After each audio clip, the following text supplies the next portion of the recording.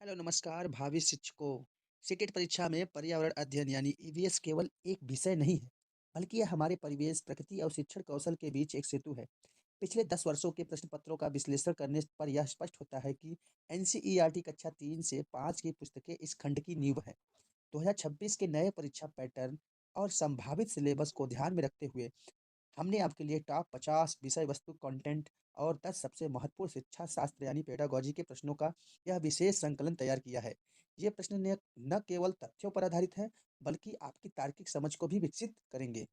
आइए अपनी सफलता की नींव को इन चुने हुए प्रश्नों के साथ मजबूत करें। तो चलिए शुरुआत करते हैं आज के इस वीडियो सेशन की।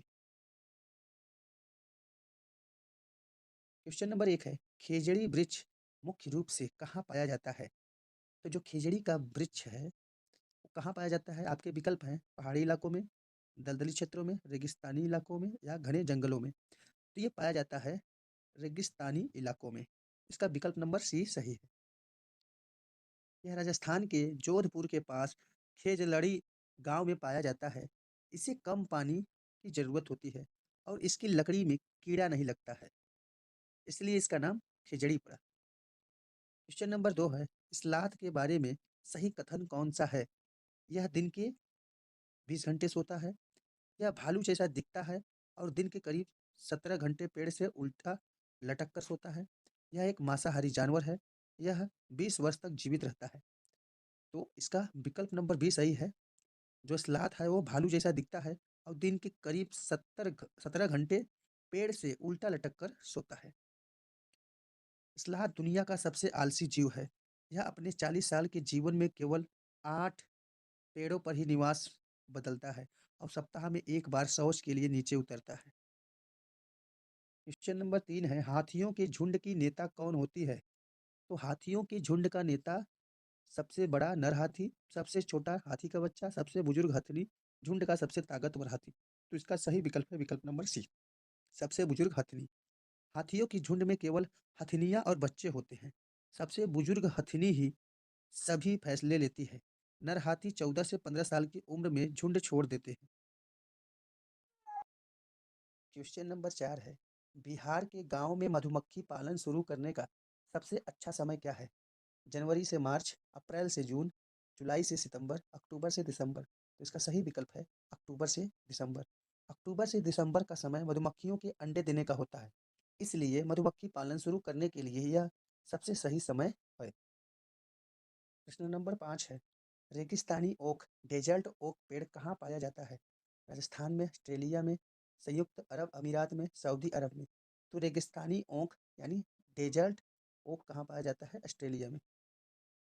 इस पेड़ की जड़ें जमीन में तब तक नीचे जाती हैं जब तक पानी तक न पहुंच जाए। इसके तने में पानी जमा रहता है, जिसे स्थानीय लोग पतला पाइप डालकर निकालते हैं। क्वेश्चन नंबर 6 है, नेफेंथिस यानी घटपर्णी पौधा भारत के किस राज्य में पाया जाता है? ये मोस्ट इम्पॉर्टेंट क्वेश्चन है। असम, उड़ीसा, मेघालय, केरल। तो नेफेंथिस यानी घटपर्णी का जो पौधा है वो भारत के मेघालय राज्य में पाया जाता है। यह एक शिकारी पौधा है जो घड़े जैसी आकृति का होता है। यह कीड़े मकोड़ों और चूहों को अपनी खास खुशबू से फंसाकर खा जाता है। क्वेश्चन नंबर 7 है, एनीमिया रोग में डॉक्टर क्या खाने की सलाह देते हैं? दूध, अंडा, गुड़, आंवला और हरे पत्तेदार सब्जियां, चावल, दाल या नींबू, संतरा।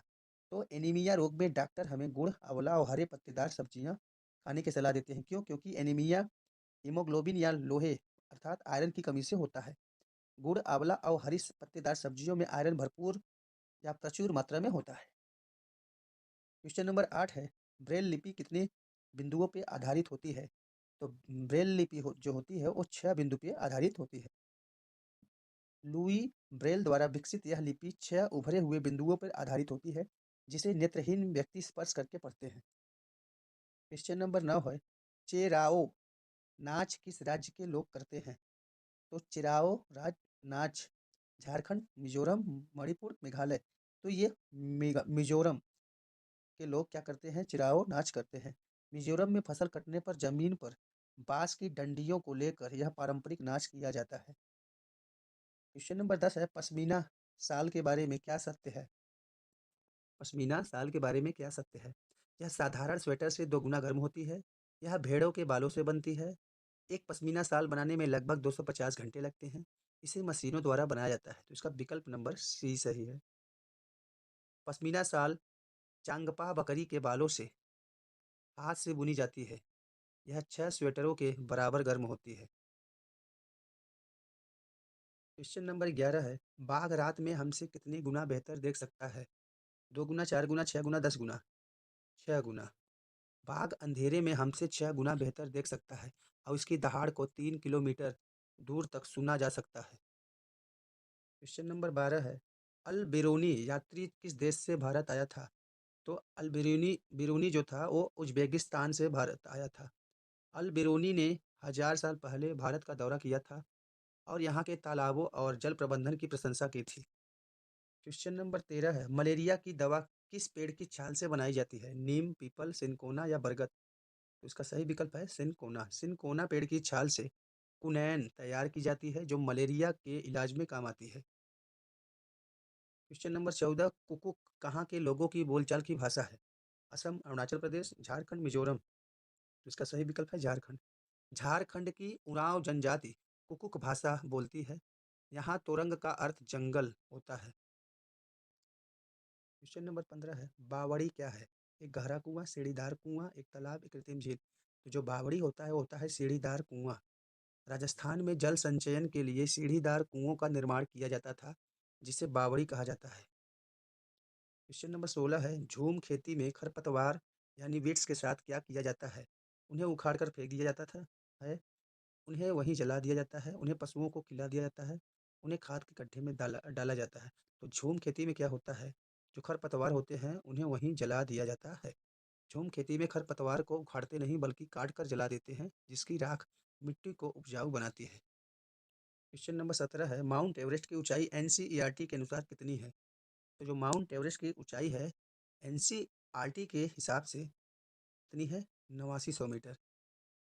माउंट एवरेस्ट की सटीक ऊंचाई 8848 मीटर है, लेकिन एनसीईआरटी कक्षा 5 में इसे लगभग 8900 मीटर बताया गया है। क्वेश्चन नंबर 18 है, लिंग हु फेन पकवान कहाँ के लोग खाते हैं? केरल, कश्मीर, हांगकांग, गोवा? तो हांगकांग के लोग। हांगकांग में सांप के मांस से बने पकवान को लिंग हु फेन कहा जाता है। जो सांप के मांस से जो बने पकवान होते हैं वो लिंग हु फेन होते हैं। क्वेश्चन नंबर 19 है, नारियल की करी के साथ उबला हुआ टैपिओका कहाँ का प्रिय भोजन है? टैपिओका केरल, तमिलनाडु, आंध्र प्रदेश, कर्नाटक? ये केरल का प्रिय भोजन है। केरल के लोग अपने आंगन में टैपिओका यानी कप्पा उगाते हैं और उसे नारियल की करी के साथ खाते हैं। क्वेश्चन नंबर 20 है, मृत सागर यानी डेड सी में तैरना आसान क्यों है? इसका पानी बहुत ठंडा है, इसका पानी बहुत हल्का है, नमक की अधिकता के कारण पानी का घनत्व अधिक है, यहाँ लहरें बहुत तेज हैं। इसका विकल्प नंबर सी सही है, नमक की अधिकता के कारण पानी का घनत्व अधिक है।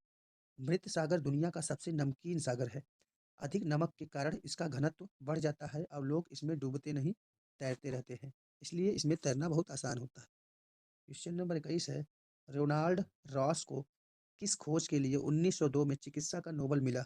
डेंगू वायरस के लिए, मलेरिया मच्छर से फैलता है यह सिद्ध करने के लिए, हैजा के टीके के लिए, चेचक के इलाज के लिए? तो मलेरिया मच्छर से फैलता है यह सिद्ध करने के लिए इनको 1902 में चिकित्सा का नोबेल पुरस्कार मिला। उन्होंने यह साबित किया कि मलेरिया एनोफिलीज मादा मच्छर के काटने से होता है। क्वेश्चन नंबर 22 है, तरुण भारत संघ संस्था के प्रमुख कौन है? Sunderlal Bahuguna, Medha Patkar, Rajendra Singh, M S Swaminathan? तो इसके जो इस संस्था के प्रमुख कौन है? राजेंद्र सिंह। राजेंद्र सिंह को जल पुरुष यानी वाटरमैन ऑफ इंडिया कहा जाता है।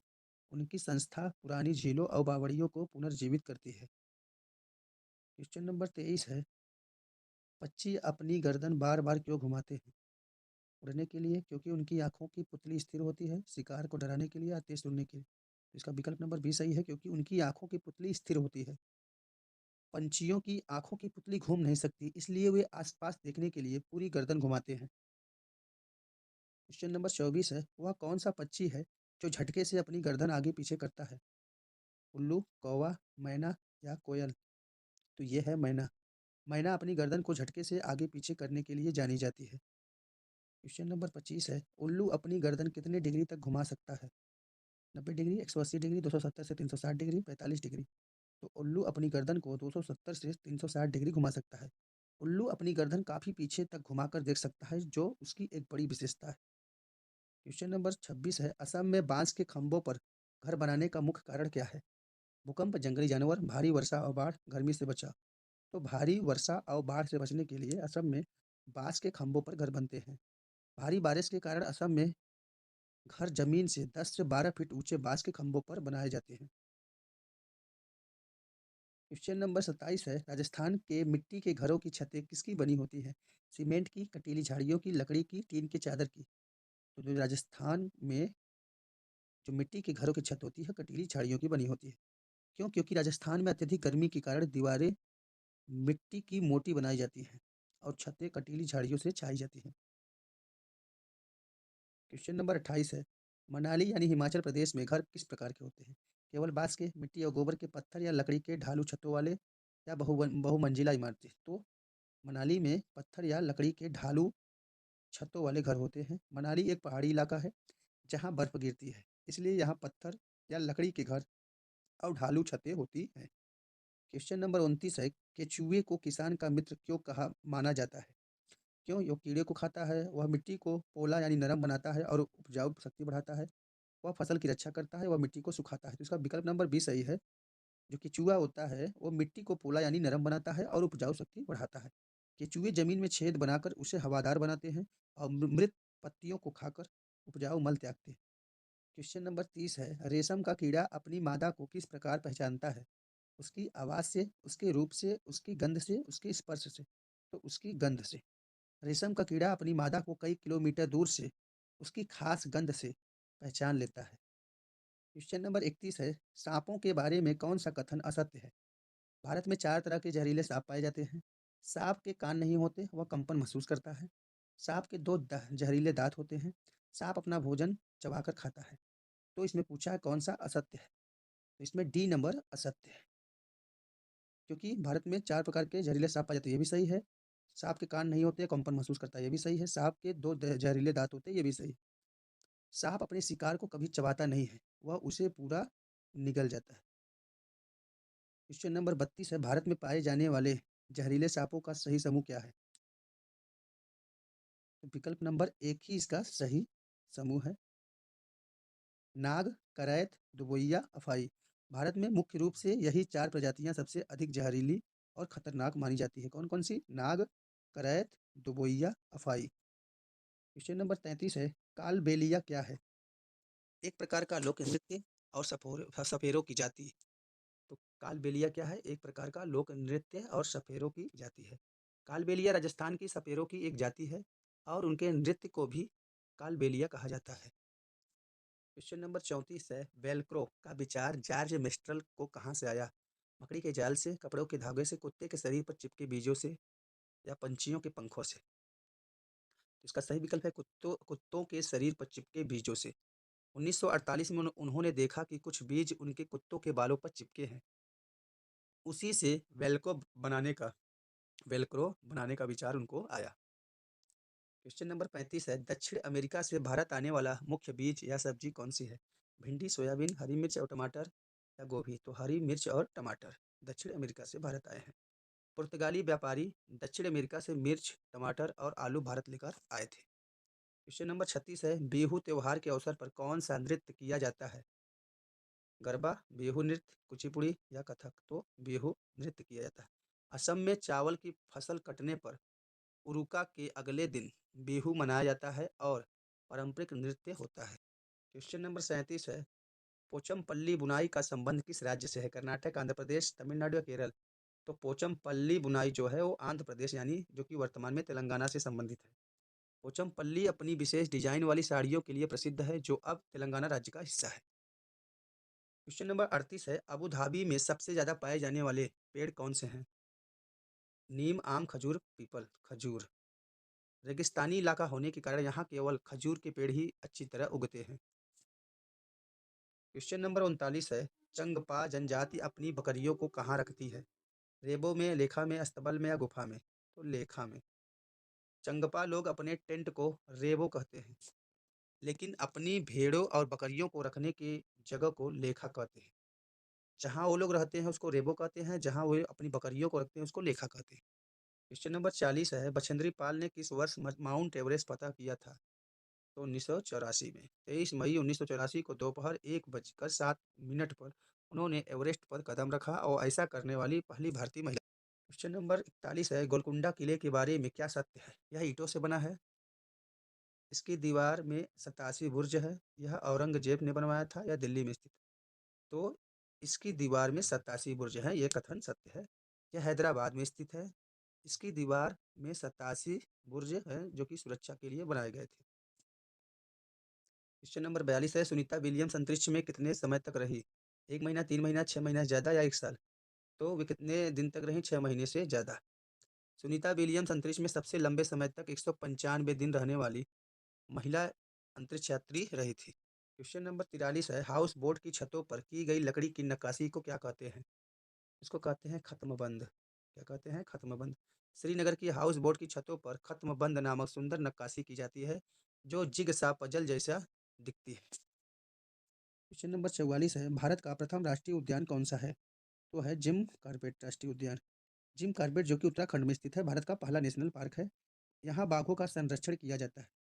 क्वेश्चन नंबर 45 है, पंछियों के कान के बारे में क्या सही है? उनके कान बाहर दिखाई देते हैं। उनके कान छोटे छेद जैसे होते हैं जो पंखों से ढके होते हैं। पंछियों के कान नहीं होते, वे केवल कंपन सुनते हैं। तो विकल्प नंबर 20 सही है, उनके कान छोटे छेद जैसे होते हैं जो पंखों से ढके होते हैं। पंछियों के सिर के दोनों तरफ छोटे छेद होते हैं जो उन्हें सुनने में मदद करते हैं, लेकिन वे पंखों से छिपे रहते हैं। क्वेश्चन नंबर 46 है, रात में जागने वाले जानवरों को हर चीज़ कैसी दिखाई देती है? लाल और नीली, पीली और हरी, सफ़ेद और काली, रंगीन। तो रात में जगने वाले जानवरों को हर चीज़ सफ़ेद और काली दिखती है। प्रकृति का नियम है कि रात में सक्रिय रहने वाले जीव रंगों को नहीं पहचान पाते। वे केवल सफ़ेद और काला ही देखते हैं। क्वेश्चन नंबर 47 है, खेजड़ली गाँव कहाँ स्थित है? मध्य प्रदेश, गुजरात, राजस्थान, हरियाणा में। तो ये राजस्थान में स्थित है। यह राजस्थान के जोधपुर जिले में स्थित है, जहाँ 300 साल पहले लोगों ने पेड़ों के लिए जान दी थी। क्वेश्चन नंबर 48 है, गोवा में मछली किस तेल में पकाई जाती है? सरसों के तेल में, नारियल के तेल में, मूंगफली के तेल में, सोयाबीन के तेल में। तो नारियल के तेल में। तटीय इलाका होने के कारण गोवा में नारियल प्रचुर मात्रा में होता है, इसलिए वहाँ समुद्री मछली नारियल के तेल में बनती है। क्वेश्चन नंबर 49 है, पोचमपल्ली साड़ियाँ अपने किस गुण के लिए प्रसिद्ध है? चमकदार रंगों और विशेष बुनाई पद्धति के लिए प्रसिद्ध है। पोचमपल्ली की बुनाई बहुत ही जटिल और सुंदर होती है, जिसमें धागों को पहले रंगा जाता है फिर बुना जाता है। क्वेश्चन नंबर 50 है, ईवीएस की मुख्य 6 थीम्स में से एक कौन सी है? चीज़ें जो हम बनाते हैं और करते हैं। आपको बता दें, एनसीईआरटी ईवीएस सिलेबस में 6 मुख्य थीम है। पहला है परिवार और मित्र, दूसरा है भोजन, तीसरा पानी, चौथा आवास, पांचवा यात्रा और छठा है चीज़ें जो हम बनाते हैं और करते हैं। अब हम पर्यावरण शिक्षा शास्त्र यानी ईवीएस पेडोलॉजी के 10 सबसे महत्वपूर्ण प्रश्न करेंगे जो सीटेट 2026 के लिए नए पैटर्न पर आधारित है। क्वेश्चन नंबर 1 है, प्राथमिक स्तर पर ईवीएस पढ़ाने का सबसे उपयुक्त उद्देश्य क्या है? तो ईवीएस पढ़ाने का सबसे उपयुक्त उद्देश्य होता है बाहरी दुनिया के साथ स्कूल के अनुभव को जोड़ना। एनसीएफ 2005 के अनुसार पर्यावरण अध्ययन का मुख्य लक्ष्य बच्चे के स्कूली जीवन को उसके वास्तविक जीवन और बाहरी वातावरण से जोड़ना है। क्वेश्चन नंबर 2 है, ईवीएस की कक्षा में क्षेत्र भ्रमण यानी फील्ड ट्रिप का मुख्य लाभ क्या है? इसका विकल्प नंबर बी सही है, बच्चों को प्रत्यक्ष अनुभव, हैंड्स ऑन एक्सपीरियंस प्रदान करता है। क्षेत्र भ्रमण से बच्चे चीज़ों को अपनी आंखों से देखते हैं और स्पर्श करते हैं, जिससे उनका अधिगम यानी लर्निंग अस्थायी और प्रभावी होता है। क्वेश्चन नंबर 3 है, पर्यावरण अध्ययन की प्रकृति कैसी है? तो जो पर्यावरण अध्ययन की प्रकृति है वो है एकीकृत यानी इंटीग्रेटेड। प्राथमिक स्तर पर ईवीएस में विज्ञान, सामाजिक विज्ञान और पर्यावरण शिक्षा को एक साथ जोड़कर पढ़ाया जाता है, इसलिए इसे एकीकृत विषय कहा जाता है। क्वेश्चन नंबर 4 है, कक्षा 3 से 5 के लिए ईवीएस के पाठ्यक्रम को थीम में क्यों बांटा गया है? ताकि बच्चों के स्थानीय परिवेश के मुद्दों से जुड़ाव पैदा करने के लिए। थीम आधारित दृष्टिकोण बच्चों को विषय को रटने के बजाय उसे अपने परिवार, भोजन और पानी जैसे रोजमर्रा के अनुभवों से जोड़ने में मदद करता है। क्वेश्चन नंबर 5 है, निम्नलिखित में से कौन सी विधि ईवीएस सीखने के लिए सबसे प्रभावी है? तो ईबीएस सीखने के लिए सबसे प्रभावी विधि होती है गतिविधि आधारित अधिगम, लर्न एक्टिविटी बेस्ड लर्निंग। बच्चे सक्रिय भागीदारी और गतिविधियों जैसे प्रयोग करना, पौधों की देखभाल के माध्यम से सबसे बेहतर सीखते हैं। क्वेश्चन नंबर 6 है आकलन यानी असेसमेंट का मुख्य उद्देश्य क्या होना चाहिए? तो आकलन का मुख्य उद्देश्य बच्चों की सीखने की कमियों को पहचानना और सुधारना होना चाहिए। सतत एवं व्यापक मूल्यांकन यानी सीसीई का उद्देश्य सीखने की प्रक्रिया के दौरान आने वाली बाधाओं को पहचानना और उपचारात्मक शिक्षण देना है। क्वेश्चन नंबर 7 है प्राथमिक स्तर पर कविताएं और कहानियां ईवीएस में क्यों शामिल की जाती हैं? ताकि अमूर्त धारणाओं को संदर्भ प्रदान करने और आनंददायक बनाने के लिए। कहानियाँ और कविताएँ बच्चों की कल्पनाशीलता बढ़ाती हैं और कठिन अवधारणाओं को सरलता से समझाने में मदद करती हैं।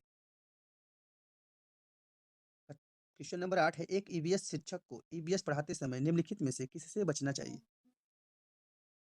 तो शिक्षक को केवल पाठ्य पुस्तक के चित्रों का उपयोग करने से बचना चाहिए। शिक्षक को केवल पाठ्य पुस्तक तक सीमित नहीं रहना चाहिए, बल्कि विभिन्न संसाधनों यानी समुदाय, समाचार पत्र, प्रकृति सबका प्रयोग करना चाहिए। मानचित्र यानी मैप पढ़ने के लिए कौन-सा कौशल आवश्यक है?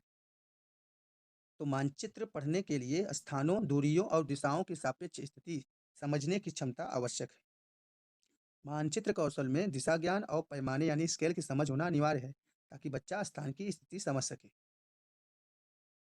तो आज का हमारा आखिरी प्रश्न है, पोर्टफोलियो क्या है? तो पोर्टफोलियो होता है बच्चों के काम का एक व्यवस्थित संग्रह जो उसकी प्रकृति दिखाता है। पोर्टफोलियो में बच्चों के चित्रों, लेखों और प्रोजेक्ट का संग्रह होता है, जिससे समय के साथ उसके विकास का पता चलता है। तो दोस्तों ये थे वे चुनिंदा प्रश्न जो एनसीईआरटी के हर महत्वपूर्ण अध्याय का निचोड़ है।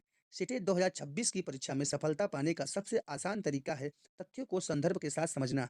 याद रखें ईवीएस में पूरे 30 में से 30 अंक लाना मुमकिन है, बशर्ते आप इन 6 मुख्य थीम्स और शिक्षा शास्त्र के सिद्धांतों को बार-बार दोहराएँ। ये वीडियो आपके त्वरित रिवीजन यानी क्विक रिवीजन के लिए रामबाण सिद्ध होंगे। मेहनत आपकी, मार्गदर्शन हमारा, मंजिल शिक्षक बनने की शुभकामनाएँ। तो मिलते हैं आप सभी से किसी नेक्स्ट वीडियो में, नेक्स्ट टॉपिक के साथ, तब तक के लिए शुभ रात्रि।